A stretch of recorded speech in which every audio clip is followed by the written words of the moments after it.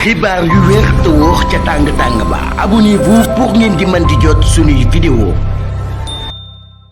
jërë ngeen jëf ci àndi gi ak ñun ci chaîne bii di Buzz 221 HD exclusif 94e arrestation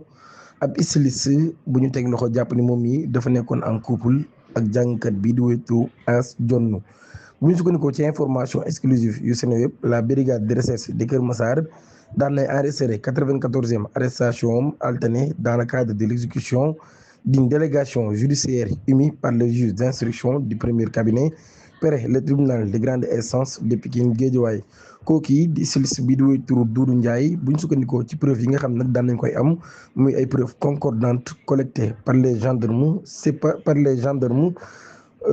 ces derniers étaient en couple avec le célèbre chanteur religieux As Jonn bi nga xam ne jamono jii day daan nañ koy yóbbu ca nungu siin après interpellation nag Doudou Ndiaye daan nañ ko placé en garde à vue pour les besoins de l'enquête. Pour rappel ab agent de Senelec de Mbacké moom mi tamit nekkoon ab membre bu chanteur religieux bi daan nañ ko placé sous mandat de dépôt dans le même cadre de cette affaire. ci loolu yi ñu jàll ci beneen xibaar rituel mystique et viol collectif 10 ans de prison pour le mari qui vendait l'honneur de son époux. Chambre criminelle des tribunaux de grande instance de Thiès daan na joxe verdigam ci ab affaire boo xam ne nag mbir mu doy waar la lool te yéeme daal situé village bu Thiaye dans le département de Tivaouane ñaari góor yoo xam ne nag daal ñoom ñi dañ leen a topp ngir viol complicité de viol et charlatanisme ci ab contexte boo xam ne nag bu doy waar la lool ñu doon amal ay pratiques mystiques et violence conjugale.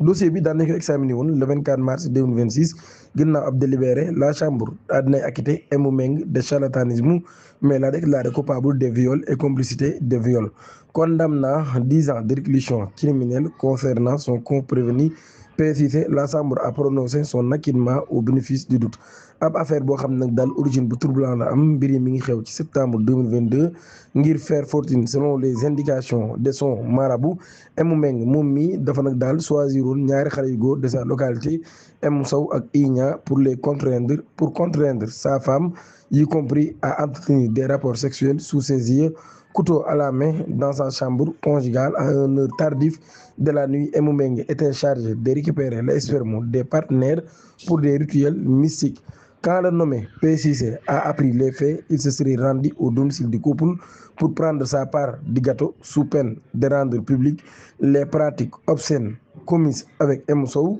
et Igna. Voilà, garder le secret. Emou Meng aurait alors contraint sa femme à entretenir des rapports sexuels avec P6 en décembre 2022. Dame bi di Emou Niane daan na déposer ab plainte à la section de recherche de Thiès contre ses époux ainsi que les nommés P6 Emou Sow et Igna pour viol collectif. Plaignante bi ci boobu nag daal daan na déclaré que son mari l'avait contrainte à ces rapports sous la menace